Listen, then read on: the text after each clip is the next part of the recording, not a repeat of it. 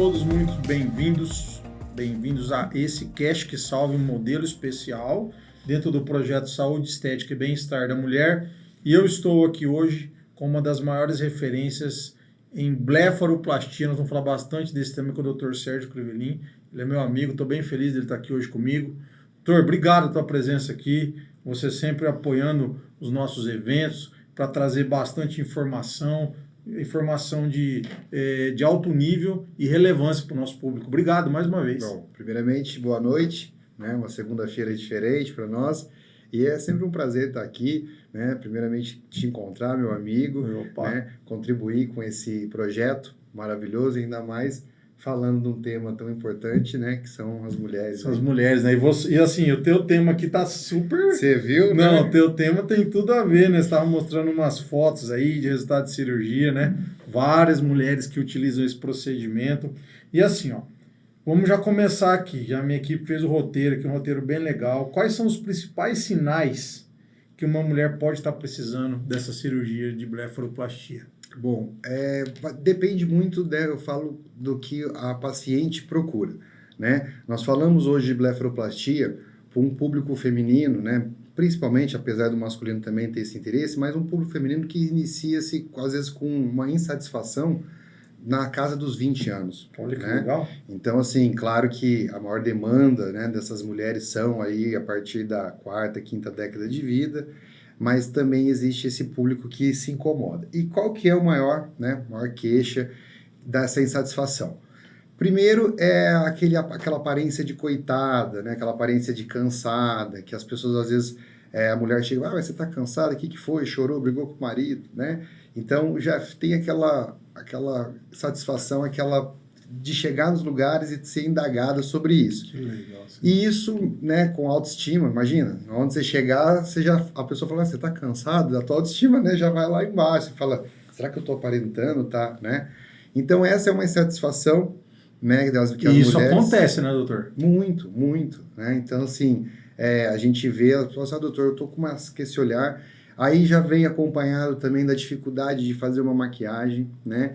Então, assim, pessoas mais jovens, eu tenho um caso de uma advogada que ela é super jovem, bonita, né? Uma pele não era flácida, mas era um pouco gordinha. Então, toda vez que ela fazia maquiagem, a parte de cima que sujava, meio que borrava.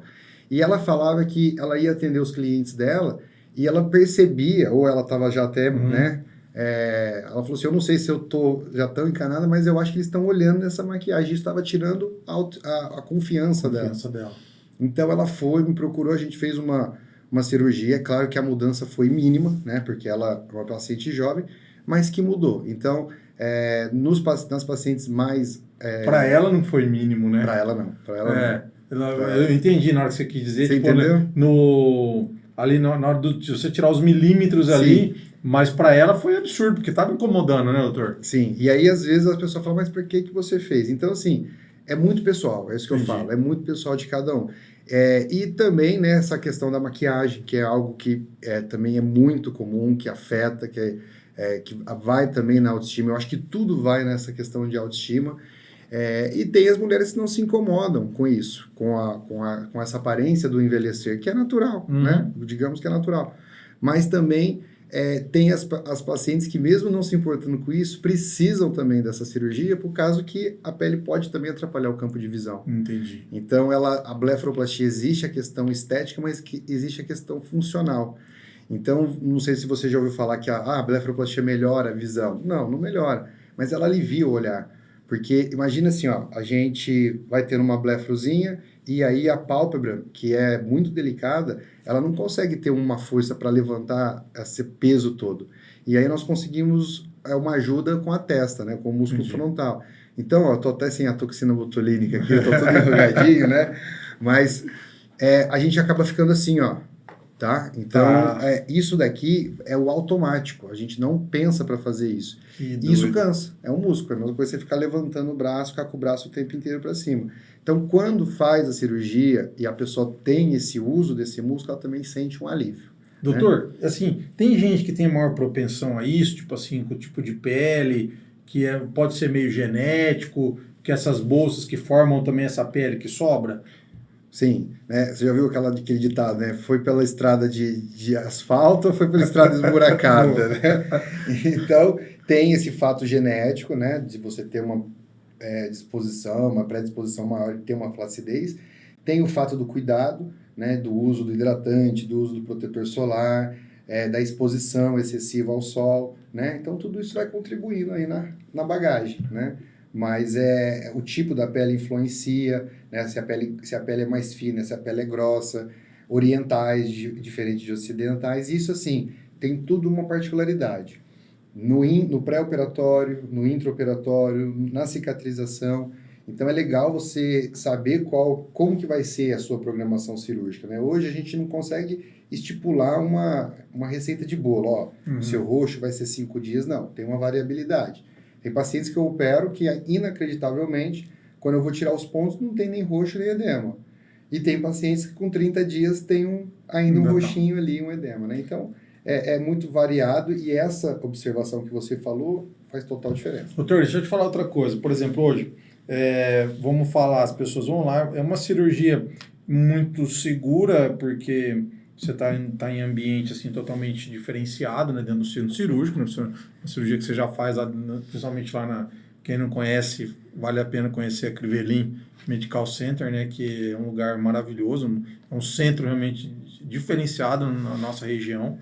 E, por exemplo, como é que é essa parte da cirurgia? Se a pessoa vai sentir dor, não vai? Como é que é isso? Porque teoricamente assim, é uma cirurgia, entre aspas, que ela não demanda tanto tempo, sim, né? Mas ela é feita numa região importante, né? Que são os olhos, né? Mas é lógico, vocês são especialistas. Então fala dessa questão da dor, do tempo, como é feito. Bom, é uma cirurgia, eu falo que é um problema, né, esse olhar cansado, que a gente pode resolver em poucas horas, né? Porque a cirurgia é uma cirurgia segura e rápida, né? Então, demanda ali, vai depender se é só pálpebra superior, se é pálpebra inferior, elevação de supercílio, algum reforço da pálpebra inferior também para não deixar aquele olhar arredondado. Então, é uma cirurgia que dentro de 40 minutos a 2 horas, 2 horas e meia, a gente realiza todos, né? Tá. E é uma cirurgia programada. Então, eu falo assim, não é uma cirurgia que você tem que fazer, não. Nós vamos programar ela. Então, nós vamos fazer no melhor momento. Tem que ser planejada pelo menos uma semana de bastante recuperação, que vai depender essa recuperação também do tipo, né? E aí nós vamos fazer toda uma avaliação. Então, depois do planejamento, né, que nós vamos acordar, vamos alinhar a expectativa, vamos ver se é possível atingir aquilo que o paciente quer. Isso eu foco muito nas minhas consultas, né? Eu tento entender muito o que a mulher quer, o que ela quer, até para não alterar a expectativa dela, né? E também não ser uma coisa, de repente, que pode ser até um absurdo, né, doutor? Sim. Eu tô com, 50 anos, quero ter meu olhar de 20, né? Não, exato. Entendeu? Então tem que deixar bem claro isso, né? Hoje, assim, com o uso do Instagram, né, a gente sempre falando, hoje eu recebo um público que já me acompanha, então vai tendo algumas informações. Então é fácil até o alinhamento, né? Mas realmente, às vezes eu tenho algumas pacientes que querem algumas coisas, querem um resultado que eu sei que eu não vou atingir, né? Não, nem eu e nem nenhuma técnica, assim, porque são algumas coisas meio bizarras. Mas a gente alinha, orienta, né? E aí não realiza alguns procedimentos, né? Porque às vezes não é possível. Mas falando ainda da dor que você falou, então tem essa avaliação, né? Essa avaliação com o cardiologista. Apesar de ser uma cirurgia rápida, tranquila, a gente tem que fazer conforme manda, Então tem que ser no centro cirúrgico, né? Não realize essa cirurgia se não tiver uma estrutura, porque ela não demanda de toda a estrutura, mas se tiver uma emergência, você tem que ter, né? Um sangramento, alguma coisinha assim. Então, você realizando num centro, você vai ter toda essa estrutura e por isso que ela é uma cirurgia bem segura. E além disso, ela é feita com sedação, né? Então, você vai dormir, né, durante todo o procedimento, ficar tranquilo. Durante esses 40 minutos, 2 horas. Quem já fez uma endoscopia sabe como que é. Você já fez? Já fiz, já. Então, é aquilo lá, tá? É a mesma droga, uma droga controlada. Hoje, o anestesista que nos acompanha, ele usa um infusor que ele vai lá como se fosse um robozinho de uma injeçãozinha. Então, vai colocando. A hora que eu tô acabando a cirurgia dando os pontinhos, eu já sinalizo ele, o paciente já acorda, fica 1 hora, 40 minutos e já vai para casa, né? Então, Então, que legal, assim, já vai no mesmo dia embora, né? E a ideia da clínica, né, que a gente inaugurou em 2019 foi trazer esse conceito mesmo, né? Trazer um conceito de segurança em primeiro lugar. Então a gente segue todos os padrões possíveis, estamos aí na busca do nosso ISO. Legal, doutor. E mesmo sendo uma clínica pequena, né? Então a gente preza muito por isso e graças a Deus vem dando certo e é uma comodidade, né? Assim, ele está sendo modesto, viu, gente, da clínica pequena. A estrutura lá é diferenciada, assim. Não são todas as clínicas que têm condição de ter um centro cirúrgico dentro da clínica. Isso a Crivellin tem. Então, assim, realmente a estrutura foi toda pensada. Eu sei porque eu acompanhei desde o início, né, da inauguração, tive o prazer de acompanhar. Então, é algo que realmente fez a diferença. Agora, conta um milagre para nós. Como é que você faz? Porque as cicatrizes, elas praticamente não existem. Qual que é o milagre da blefaroplastia que você realiza lá, dessas cicatrizes sumirem, entre aspas? Na verdade, né, não é um milagre, né? Uhum. Então, assim, sempre vai existir a cicatriz. Mas a cicatriz da blefaroplastia é uma cicatriz muito estética, né? Por quê? Ela fica escondida, né? Então, na pálpebra superior a gente esconde ela na dobrinha natural dos olhos, né? Em alguns casos ela pode estender, né, um pouco a mais o limite e com o tempo ela vai desaparecendo, né? Então a gente tem sim um momento, a cicatriz ela tem uma evolução natural, que são as fases dela, que ela fica vermelhinha, fica roxinha e depois ela some. Nós temos tratamentos para cicatrizes, né? Então tem todo um cuidado no pós-operatório.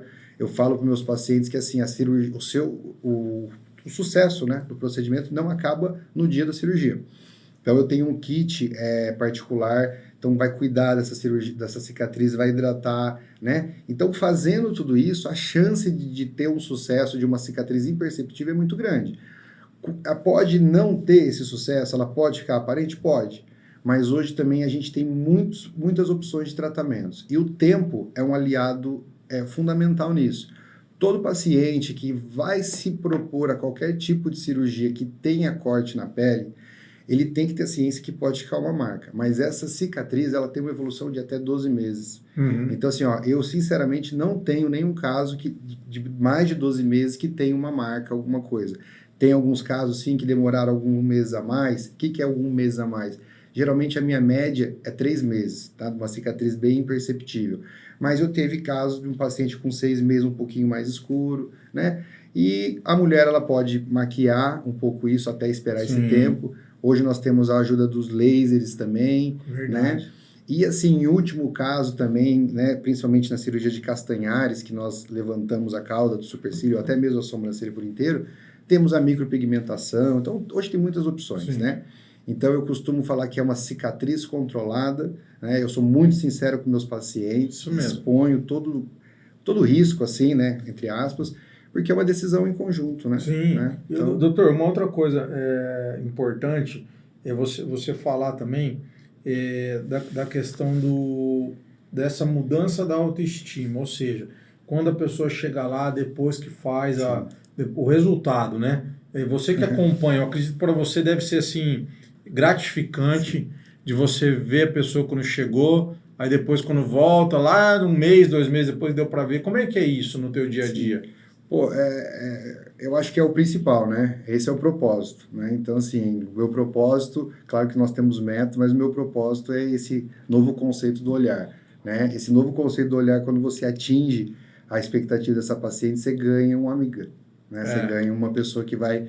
é muito bacana, é uma coisa assim que a pessoa, a gente sente essa gratidão e eu costumo reparar, eu falo para meus pacientes, até quem vai né, vendo meus resultados e tal, eu brinco, eu falo assim, os cílios das imagens de pós-operatório não sou eu que coloco. Então você vai vendo até a foto do antes e depois que eu faço, é muito legal. Eu acompanho, né, às vezes no primeiro dia de pós-operatório, 7º dia, 1 mês e 3 meses. A foto do antes e com 3 meses é muito bacana, assim, que elas estão maquiadas, é um batom, é um cílio. Porque a pessoa às vezes não queria nem se maquiar, Exato. né? Porque não estava se sentindo bem, né? A autoestima estava baixa, né? Sim. Doutor, me fala como é que foi essa ideia de montar esse kit, que eu sei que você é um cara que você Você é nos mínimos detalhes, assim, isso faz a diferença pro paciente. Quem gosta de ser bem tratado, ser bem recebido, você montou lá um sistema maravilhoso para isso. Como é que foi essa ideia de montar esse kit, que você monta lá um monte de coisa que vem num negócio bonito? Sim. Como é que foi essa sacada? Bom, na verdade a gente vai pegando um pouquinho de cada um, né, e vai trazendo para nós, né? Então, assim, tem um dos produtos que eu tenho, que é uma espuma, né, de higienização das pálpebras.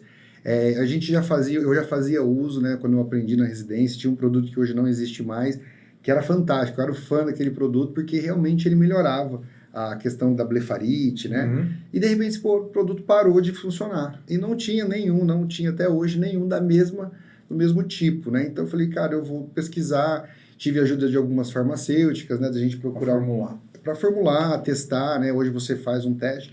E foi aí que surgiu o primeiro. Por eu ter um contato muito próximo da dermato, né, além da minha irmã, a gente tem uma clínica que tem, não tem como você não dar importância desse cuidado com a pele, né? Então a cicatriz, o protetor solar para a região dos olhos tem que ser um protetor mais sensível, e até o controle do período do pós-operatório eu precisava de produtos que eu sabia todas as complicações, entre aspas, ou alergias que ele poderiam causar. Porque é difícil você saber uma gama de todas as mulheres, né? Sim. Uma usa um, então, o que eu faço? Né? Que hoje é um protocolo. A pessoa que vai se submeter, ela vai parar temporariamente com os produtos dela, né? Durante o período do pós-operatório, que vai até 2, 3 meses, ela só vai usar produtos que eu vou indicar para ela, né? Alguns que ela usa, a gente entra em consenso ali, porque tem alguns que, né, não faz parte da minha linha. Então, isso me ajuda a ter um controle maior, né? A gente tem uma cicatriz, às vezes, com resultado um pouco mais antecipado. E o cuidado do paciente, né, em ter isso daí, com certeza melhora até a ansiedade dele no resultado. Então, não é só o produto, né? Eu falo igual, não é só uma cirurgia das pálpebras, é uma coisa que vai mexer com a autoestima. E você educando uma paciente que, às vezes, não tem esse cuidado do daycare, né, todo dia, é uma forma dela começar a ter uma experiência, uma forma dela começar a sentir o que é se cuidar. E quando você se olha no espelho e vai vendo uma melhora, né? Poxa, tudo... Doutor, sabe o que eu acho legal? Porque assim, né, a gente quer ir fazer um procedimento, aí você, ou mesmo até uma consulta de repente não, mas assim, aí você já sai com aquele kit pronto, é muito top para o paciente, porque você já não vai precisar passar em tal lugar, pega Sim. isso, aí não vai lá no lugar, esse tem, aquele não tem, né? Não é isso? Sim, então, ali, quando a pessoa sai com, tá aqui, amigo, ó, segue o jogo Sim. aqui, né? Que tá tudo aquilo que você precisa para você fazer o teu pós, assim, já bem feito. Eu acredito que isso aí é um grande caminho andado. Sim, cara. Porque os pacientes ficam um pouco fragilizados, um pouco não.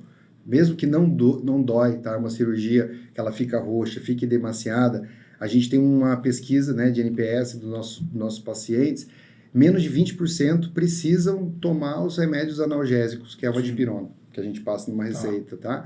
Então é um procedimento que não dói, mas os pacientes ficam um pouco fragilizados.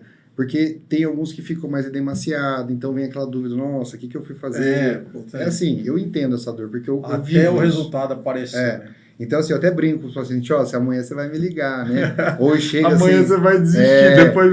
Ou às vezes, né, alguém que tem uma liberdade, eu olho e falo, nossa, quem fez isso com você? Né? Eu falo assim, não brinca não, né? Então, é uma cirurgia que é esperada, esse edema, alguns casos não, e com certeza... E o roxo também, né, doutor? Não tem como, né? Você mexe numa área... que vai ficar roxo, né? Hoje, mais ou menos vai ficar, vai. E assim, hoje também tem a evolução dos equipamentos, né? Então, nós temos aí o laser de CO2, que faz uma blefaroplastia menos sangrante, né? Hoje eu utilizo ele em uma menor escala, eu sou ainda muito fã da radiofrequência, que é uma outra tecnologia muito parecida, né? Então, ela não queima, igual o eletrocautério, né? Que sai, ela faz uma agitação numa alta frequência que ela dissolve e cauteriza também.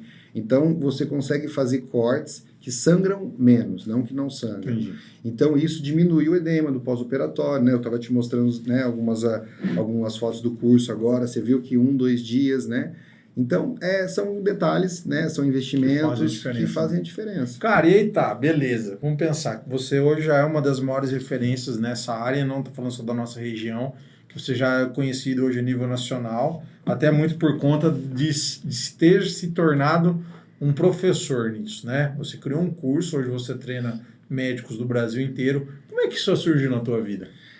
Foi muito engraçado, né? Na verdade, pela minha formação, né, lá no hospital em São Paulo, você acaba tendo que ensinar, né? Você vai R1, R2, R3, entra no fellow, então você vai ensinando os seus colegas. E foi uma coisa assim que eu tive que fazer, né? Não foi, você escolhe ou não, tem que fazer. E aí o que acontece? Quando eu fiquei depois no fellow, os 2 anos que são obrigatórios, eu acabei continuando lá. Então eu fiz um fellow por 4 anos, então eu acompanhei todos esses médicos e eu acabei desenvolvendo isso, né? Aprendendo, né? Errando, né? Amadurecendo, melhorando, tratando o ego.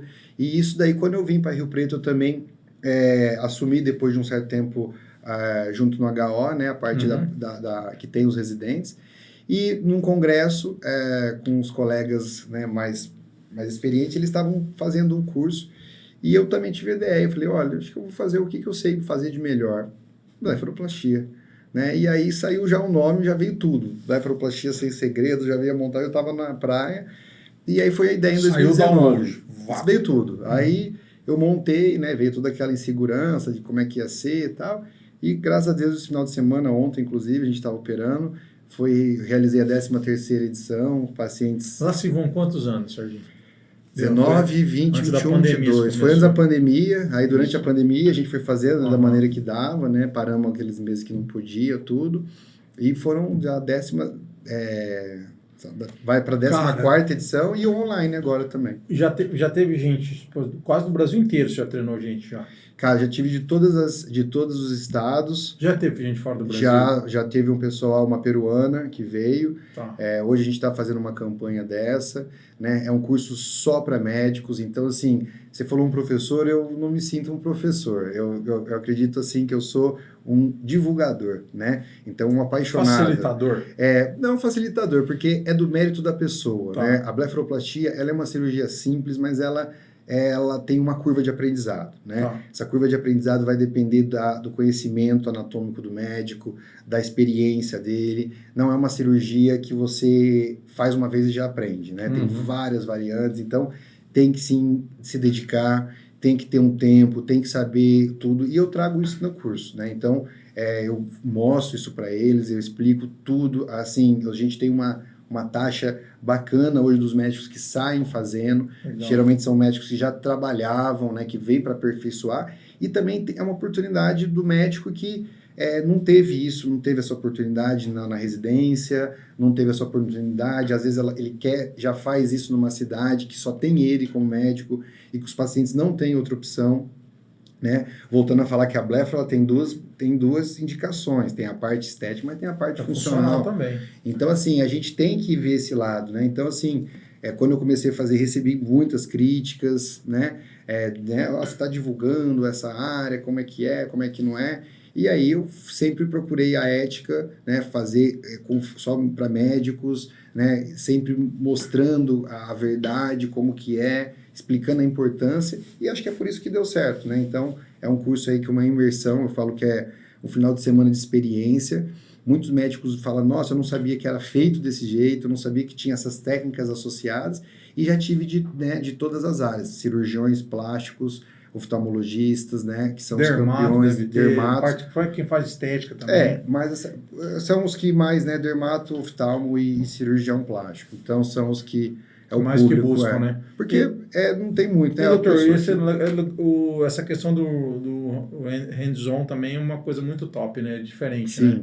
Porque eu acho que é o que eles buscam mesmo, de estar ali dentro do procedimento, né? Sim. Que você vai estar ali, lógico, o procedimento é feito, mas eles estão ali olhando tudo de perto, né? Sim, eu tô tempo integral, né? Eu falo que é um curso que é skin in the game, que é a minha pele em risco, né? Porque são pacientes que sabem que vão participar do curso, né? Que eu escolho pacientes que sejam aptos, né? Para fazer a cirurgia. E eles sabem, né? dessa participação, então confiam, né? Confiam no meu trabalho. E legal. É legal porque os alunos que vêm, eles acompanham o pós-operatório, então não tem como, Cara, eu acho que não tem assim, mentira. Você na verdade, eu acho que você foi muito feliz em tudo, porque você faz uma coisa que você gosta, porque a gente que te conhece sabe que você gosta desse procedimento, né? Hoje, praticamente, o consultório está quase que voltado para isso, né? Sim. A gente sabe que você também é um oftalmologista também que estudou muito, se preparou muito, um cara que tem uma bela formação, né? Sim. Mas aí você acabou escolhendo um pouco desse lado para focar um pouco mais, porque é uma coisa que você gosta. Eu nasci para isso, entendeu? Então, assim, é o que eu gosto de fazer, né? Eu acho que quando a gente foca, eu demorei um pouco até para, né? Porque eu opero refrativa, faço vias lacrimais, né? Mas a blefaro é o que eu sinto prazer, né? É o que eu gosto de fazer, é o que eu sei fazer bem. É porque muda o olhar, né, cara? Muda muita coisa, né? Então, assim, né? Eu tenho um tato legal, né? Não considero o melhor médico, mas eu sei que eu posso ajudar muita gente. Não, então... eu acho que você tem uma coisa muito boa, que você gosta do que é, assim, pelo que eu te conheci e acompanhei você gosta do que é bom, você gosta do negócio bem feito, desde a clínica, tudo. Então você tem a visão do que é bom, que vai ficar legal. Isso é para poucos, na verdade, isso é um talento da pessoa. Meus funcionários às vezes sofrem um pouquinho. Mas funcionários não, meus parceiros. Os colaboradores Sim. lá, mas acontece, né, doutor, que chega num ponto que você tem que buscar a excelência, né, cara? Não, mas assim, eu brinco assim, mas é um crescimento em conjunto, Sim. né? Eu falo assim que eu converso muito com eles, que eu falo, olha, não adianta só você entendeu? Eu fazer curso, eu fazer aquilo, tanto é que a gente tem um sistema de ensino para eles, né? Um curso, eles podem assistir em casa, no trabalho, até no cronograma deles eu falo, cadê o horário de estudo? Vocês têm que se dedicar, têm que crescer, né? Porque a gente cresce junto. E quanto mais conhecimento tem sobre a cirurgia, né? Por mais que eu já estou lá há mais de 10 anos que eu me dedico só à blefaroplastia, e eles sabem, sempre tem alguma coisa para aprender, sempre, né? Lógico, você está atento, né? Inclusive, essa é uma pergunta que eu ia te fazer agora. Quais são aí as novidades e as tendências dentro de tecnologia dentro da blefaroplastia? Você já comentou algumas coisas aí, mas só se puder reforçar os tratamentos que você usa com laser ou com outras coisas que você associa. Sim. Quais são essas tendências? Eu acho que assim, a maior tendência hoje são as técnicas associadas, né? Então eu acho que a cantopexia, né, que é uma técnica que nós associamos junto com a blefaroplastia inferior, você consegue ter uma segurança, né? Qual que é o maior medo do pessoal de fazer blefaroplastia? É ficar com aquele olhar redondinho, né? É o medo. Não é, doutor, não quero ficar. E realmente tem que ter uma atenção com isso, porque quando existe um erro mesmo de diagnóstico, por exemplo, a pessoa tem uma flacidez, que tem como saber isso facilmente, tá? E vai lá e não reforça, não faz essa cantopexia ou alguma outra técnica. Que é um detalhe. Que é um detalhe, né? Tá? O paciente pode até não ficar tão virado. Você viu até o Marrone esses dias, né? Então, assim, ali tem um pré-julgamento, tem que tomar cuidado, tem que ver o que foi proposto, porque tem algumas técnicas... Ele fez uma série de cirurgias, não foi uma só, né? E vou te falar mais, tá? Tem algumas técnicas cirúrgicas que cursam com aquele estado, né, que ele tá de ectrópio temporariamente, né? Então, isso já é sábio, né? Sabido. Então, eles vão tratar. Então, tem que ser... É claro que a blefaroplastia que eu realizo, que não tem essa elevação de todo o rosto, né? É uma blefa que não cursa com isso, né? Então, por isso que nós associamos essas técnicas. E traz também um olhar mais jovial, mais natural. Outra técnica, elevação da cauda do supercílio, né? Hoje existem algumas opções. Qual é a que eu mais realizo que a gente estava programando em você já? Pessoal, vocês não sabem, mas eu sou candidato fortíssimo para blefaroplastia. Indicação total, né, doutor? Inclusive, eu acho que essas perguntas que ele está fazendo, eu acho que são perguntas pessoais. Não, eu sou indicação total. Pega uma faca lá. Calma que vocês vão ver isso aí. Calma que vocês vão ver. Nós vamos ver esse ano ainda. Nós vamos fazer a transformação. Então, fazendo no final do ano, né, quando eu sair de férias, doutor, daí já fica de boa. E aí você vai falar tudo, nós vamos confirmar tudo isso que eu estou te falando. Então, assim, a elevação também são outra técnica que traz esse olhar. Então, junto com a tecnologia, né? Então, aí é outro pilar que eu acho que é fundamental. Quando eu falo tecnologias, eu falo de equipamentos e de produtos, né? Então, equipamentos, o laser de CO2, né? Então, você pode fazer no mesmo momento da cirurgia. Eu gosto de fazer depois de um mês, né? Até por orientação que eu tenho, e tem uma gama de laser para ser usado, tem ultraform, que são é ultrassom micro e macro focado que causa lift, também trata a pele. Então, essa tecnologia ela tem que ser avaliada, porque você trata a pele, né? Então, o paciente ele não quer só retirar os excessos. Então, essas associações são legais. E o laser hoje você pode usar para fazer o corte também, né? Junto com a radiofrequência. Então, legal. Então, assim, tem esses benefícios, né? Tem que tomar um certo de cuidado com alguns tipos de pele.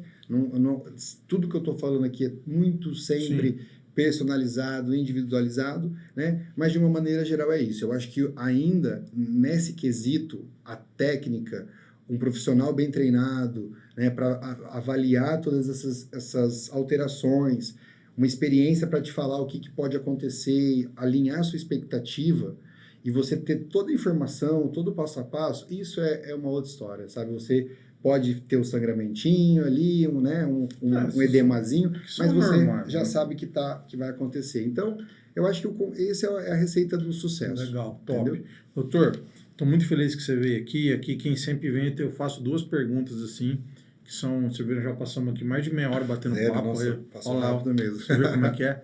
E que é muito legal, ainda mais quando a pessoa fala do tema que ela gosta, né? E daí o assunto flui, né?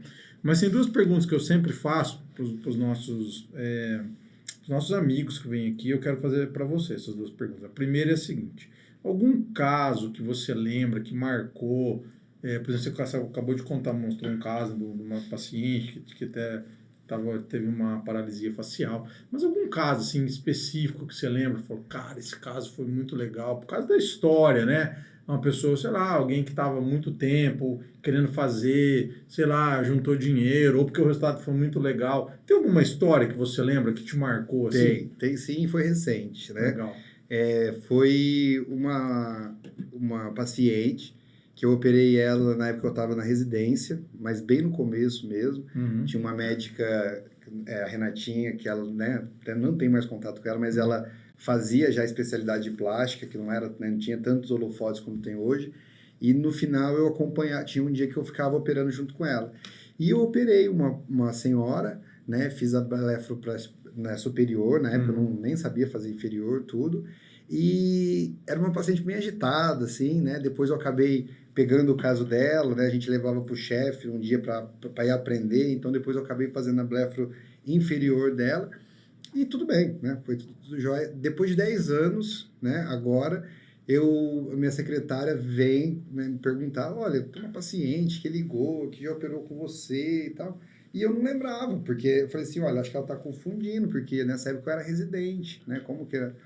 E ela falou, não, ela é mesmo residente e tal. E ela veio de São Paulo, fez consulta comigo, fez uma telemedicina, né? Aí eu, né, sinceramente, eu não lembrava dela. Então ela me relembrou algumas coisas que aconteceu que foi engraçada. E ela veio até Rio Preto, né, recentemente. Eu refiz a cirurgia dela, né? Associei uma elevação de sobrancelha de supercílio nela. E ela veio, operou, melhorou, voltou para São Paulo, depois veio tirar o ponto. Então, assim, foi uma coisa muito bacana, assim, porque ela lembrou do seu nome e tudo. Lembrou, me pesquisou. Ela pesquisou e veio atrás. E veio lá de São Paulo, assim, né? E ela é uma pessoa que era uma paciente do SUS, né? Então, ela não tinha condições. E ela falou, não, olha, eu, né, vou me programar, vou fazer. Que tal. Legal, hein, cara? E foi muito bacana, né? Porque é uma coisa que você fala, puxa, eu já fiz uma coisa boa 10 anos atrás. Quer dizer, você vem numa crescente, sim, né? Assim, eu acho que essa questão de profissão, né?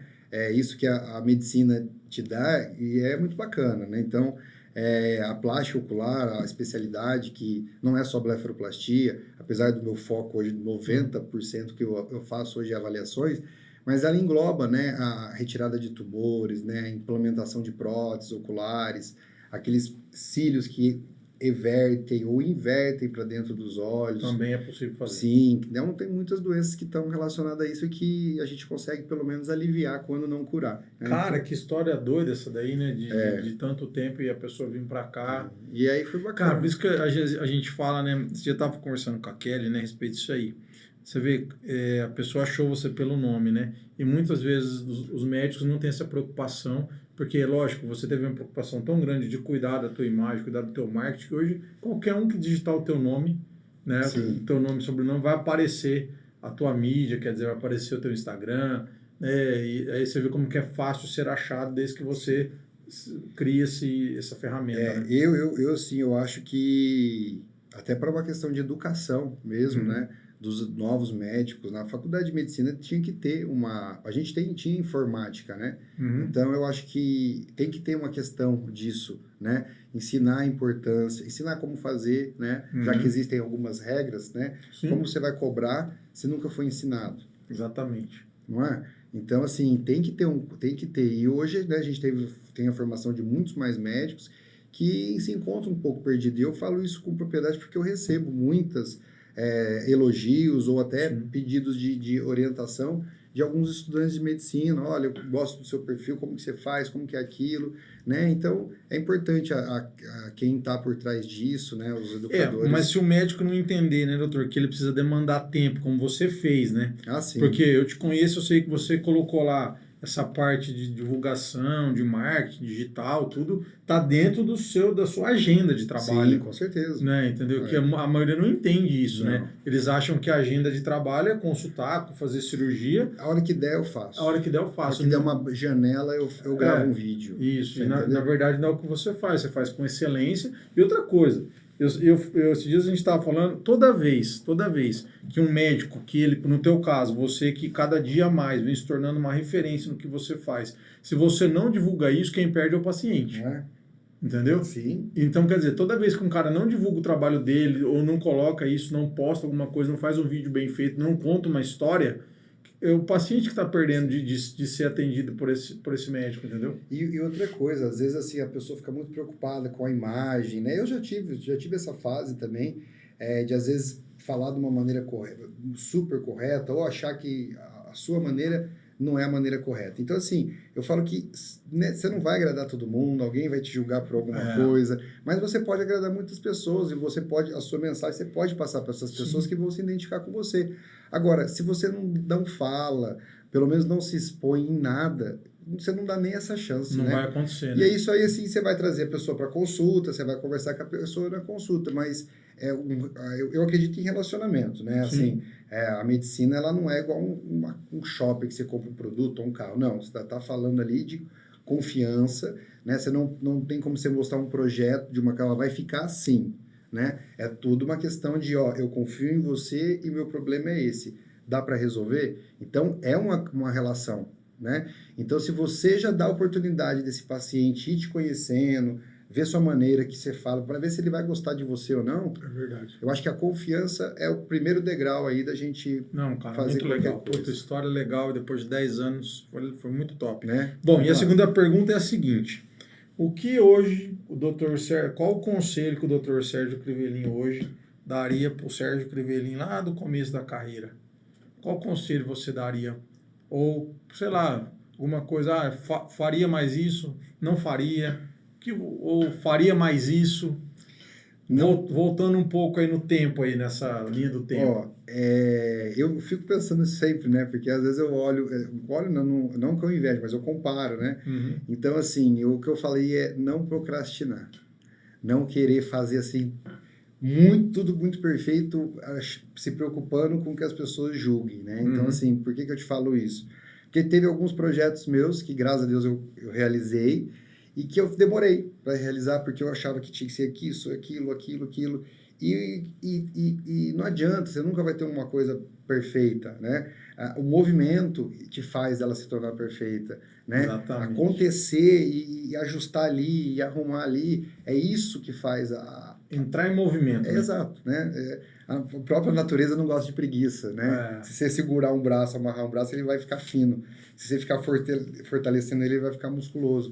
Então, o que eu daria, porque eu falava pro Sérgio, eu falava assim, vamos. Vai. Vamos. Vai. Tem estrada, vai. Cara, então, faz todo sentido, né? Porque, assim, hoje, você já tinha parado para pensar, hoje está com quantos anos? 39. 39. Você já parou para pensar que você fez uma curva de aprendizado muito louca? Por quê? Quantas pessoas, de repente, que têm até mais idade que você, mais experiência de tempo, né, de idade, e não tiveram tantos alunos quanto você teve?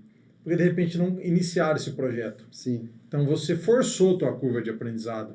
Sim. Você forçou ela. Sim. Né? Entendeu? Você levanta o sarrafo porque você tem que, entendeu? né, Então, vamos pensar que você está nos últimos 4, 5 anos dando curso, mas então você teve que evoluir mais, você teve que buscar mais para você poder trazer os alunos e falar, moçada, né? Sim, você tem que, né? Apesar que é aquilo que eu falei, apesar de você dominar um certo tipo de tema, você tem que estar, eu falo assim, você tem que estar dominando. Ele é igual, né? A pessoa fala, eu estou presidente de uma coisa, é igual, você tem que estar no desempenho, igual um atleta, você tem que estar treinando. Se você para, você fica para trás, né? Então... Legal, cara. Bom, eu te conheço, você sabe que eu acho que o amadurecimento aí é fantástico. E assim, realmente, eu acho que fica a lição de que se tem que fazer, vamos fazer. Sim. E vai aprendendo no meio do caminho, né? Claro, lógico, né? Com responsabilidade, né? Com... Não é ser louco, né? Sim, é ser planejado, mas claro. Começar a realizar, né?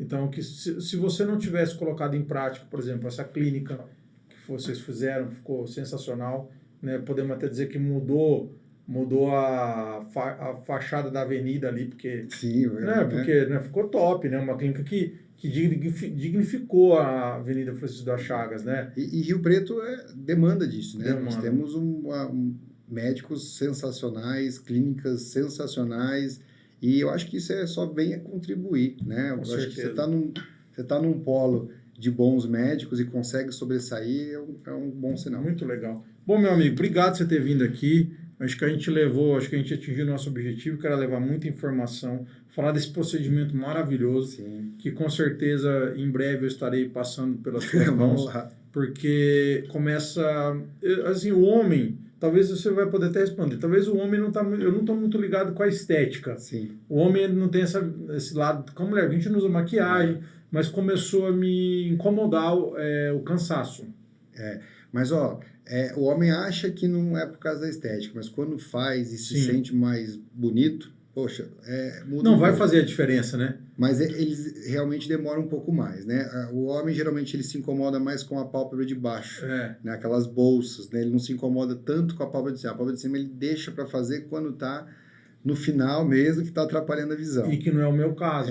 A mulher já não. A mulher, ela já pode se incomodar logo no Então, início. você sabe que você falou um negócio? Meu pai vai estar aqui que ele vai operar o joelho. Cara, e a gente tinha que fazer a cirurgia nele. Vamos marcar que ele vai vir para operar o joelho, eu vou marcar para levar lá, porque eu acho que vai fazer toda a diferença para ele. Ele é um cara que ele lê muito. Sim. Eu acho que deve estar muito ruim para ele.